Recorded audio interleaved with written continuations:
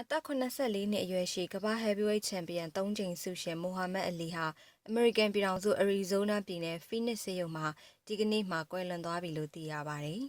။အာယုံကြောဝေဒနာကို32နှစ်တိတိခံစားရပြီးတဲ့နောက်အသက်84နှစ်အရွယ်မိုဟာမက်အလီဟာဆုံးမသွားပြီဖြစ်ကြောင်းမိသားစုပြောခွင့်ရပုဂ္ဂိုလ် Bob Gunnell ကကြေညာချက်ထုတ်ပြန်ပါတယ်။အသက်ရှူလမ်းကြောင်းဝေဒနာခံစားရတာကြောင့်အလီကိုဇွန်လ2ရက်နေ့ကဆေးရုံတင်ခဲ့ကြတာပါ။မိုဟာမက်အလီဟာလက်ဝှေ့သမိုင်းတစ်လျှောက်အအောင်မြင်ဆုံးလက်ဝှေ့သမားတဦးဖြစ်ခဲ့ပါတယ်။သူဟာ1982ခုနှစ်မှာလက်ဝှေ့ထိုးခြင်းကအနားယူခဲ့ပြီးတဲ့နောက်အာယုံကြောဝေဒနာနဲ့လှုပ်ရှားမှုနှေးကွေးလာတဲ့လက္ခဏာများကိုခံစားခဲ့ရတာပါ။အဲဒီကာလနောက်ပိုင်းမှာမိုဟာမက်အလီဟာအာယုံကြောရောဂါပါကင်ဆန်ဝေဒနာကိုနှစ်ပေါင်းများစွာခံစားခဲ့ရပါတယ်